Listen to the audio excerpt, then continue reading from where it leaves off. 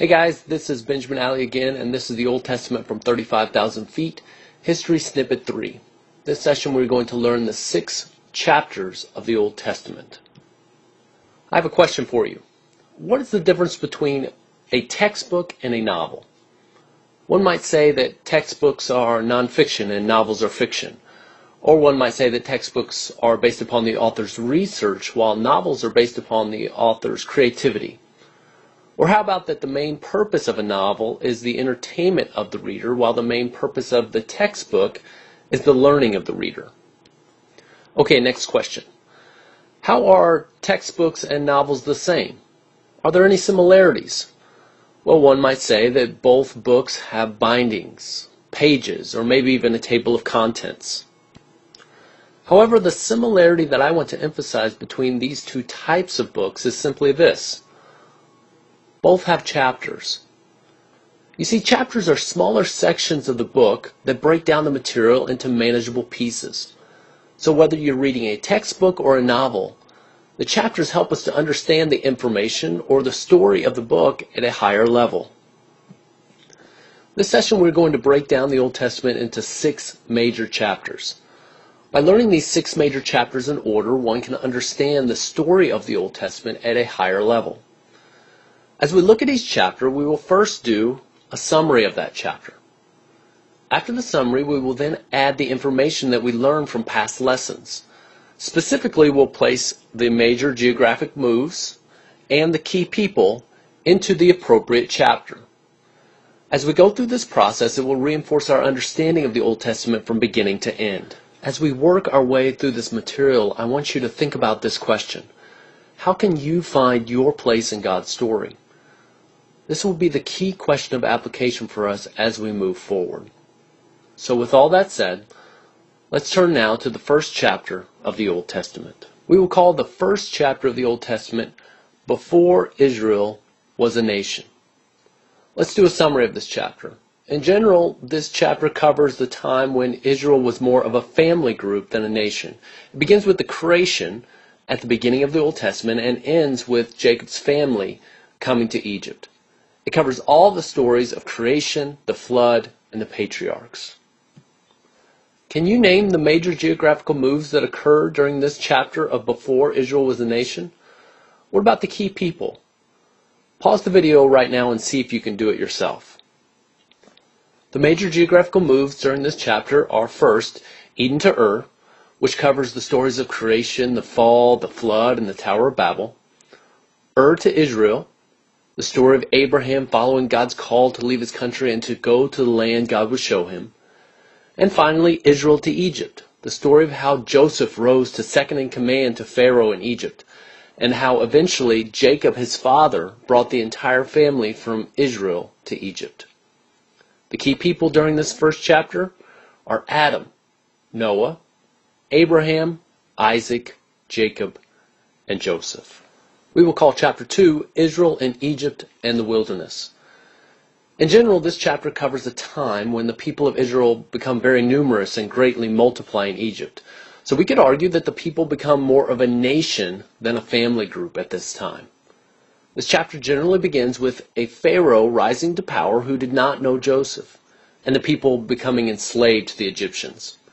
It ends with the second giving of the law by Moses at Moab, just before the people enter the Promised Land. It covers all of the stories of the Exodus from Egypt and the wilderness wanderings. Can you name the major geographical moves that occurred during this chapter of Israel in Egypt and the wilderness? What about the key people? Pause the video right now and see if you can do it yourself. There's only one major geographical move during this chapter. It's Egypt to Israel, the story of the people leaving Egypt and heading towards the Promised Land. The key people during this chapter are Moses and Joshua. We will call the third major chapter Israel in the Promised Land. This chapter begins with Joshua leading the people to conquer the Promised Land. It continues through the Judges period and the Kings period. The chapter ends with the Babylonians burning Jerusalem and taking the people as slaves back to Babylon. Can you name the major geographical moves during this chapter? What about the key people? Pause the video right now and see if you can do it yourself. There is only one geographic move that occurs during this period. It is the move of Israel being taken to Babylon, the people being enslaved. However, there are many key people that come up during this time period. You've got Joshua, the 12 judges, Samuel, Saul, David, Solomon, the 39 kings of the divided nation, and of course the prophets.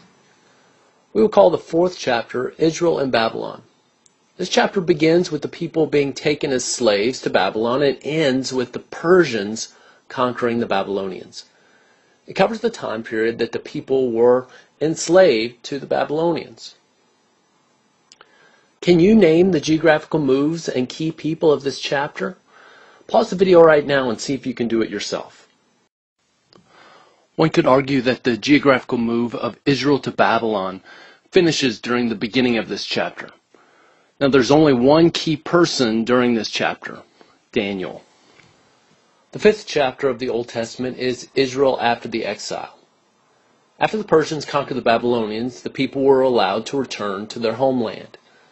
The chapter begins with the first groups of people returning to the Promised Land and ends with Nehemiah's second trip to Jerusalem. It covers the stories of the rebuilding of the temple, the story of Esther, the reforming of the priesthood, and the rebuilding of the wall around Jerusalem. Can you name the major geographical moves and key people during this period? Take a moment to pause the video and see if you can do it. The major geographical move of this chapter is Babylon to Israel, the story of the people returning to the Promised Land. The key people are, first of all, Zerubbabel, the one who led one of the first groups back to the Promised Land and led in the rebuilding of the temple. Esther, the woman who became queen of Persia and helped the people who did not return to the Promised Land but who remained in Persia. Ezra, the man who reformed the priesthood. Nehemiah, the man who rebuilt the wall around Jerusalem. And finally, the prophets. These were the men who encouraged the people to follow God at various times during this chapter 5, Israel after the exile. We will call the final chapter of the Old Testament the Silent Years. This chapter covers the approximate 400 years between the end of the Old Testament and the beginning of the New Testament. We call it the Silent Years because the Bible does not mention what happens during these years. Instead, we have to look to other sources to determine the major events of the chapter. For the sake of keeping things simple, we will not get into what happens during this chapter right now. Rather, we will wait for a future lesson to get into those details. For right now, we should only point out that there are no major geographical moves or key people from our past lessons that impact this period. Now imagine that you step off the throne of your heart and invite Jesus to sit on the throne. I've symbolized Jesus in the picture before you with a Bible and a cross. By inviting Jesus to sit on the throne of your heart, you are making a decision to do what Jesus wants you to do, to make Jesus the main character of your life. You can invite Jesus to sit on the throne of your heart by simply saying a short prayer asking him to do so. The Bible says everyone who calls on the name of the Lord will be saved. So all you have to do is call out to Jesus and ask him to sit on the throne of your heart, to become the main character of your life. So the first step in finding your place in God's story is to make a conscious decision to become a part of God's story, to place Jesus on the throne of your life. The second step in finding your place in God's story is to find a place to serve God, to find a place where you can be used by God to do good. How do you find such a place? Here are 3 questions that might help you to find a place to serve God. The first question is, what am I good at? The second question is, what do I like to do? And the third question is, where do I see the greatest need? Where the answers of these 3 questions converge is probably a very good place for you to serve God. So the first step is to make a conscious decision to become a part of God's story, to step off the throne of your heart and to put Jesus on the throne. The second step is to ask yourself these questions, to find a place where you should serve God. After you figure out where you should serve, the final step is to simply begin to serve others. Volunteer at a local church or in your community. Sacrifice for the benefit of others. Put yourself out there and become a part of God's story. Our last task for this snippet is to place the 6 chapters of the Old Testament onto our timeline. You remember our basic starting point. Abraham is around 2000 BC, Moses around 1500, David around 1000, and the exile around 500 BC. So where does chapter 1, before Israel was a nation, where does that fit along our timeline? The first chapter, before Israel was a nation, starts before 2000 BC and ends just before the time of Moses. Chapter 2, Israel in Egypt and the wilderness, begins just before the time of Moses and ends about halfway to the time of David. Chapter 3, Israel in the Promised Land, begins about halfway to the time of David and ends with the people being taken into exile around 500 BC. Chapter 4, Israel in exile, covers the short time period of when the people were in Babylon, right around 500 BC. The next chapter, Israel after the exile, begins around 500 BC and continues for a short period of time.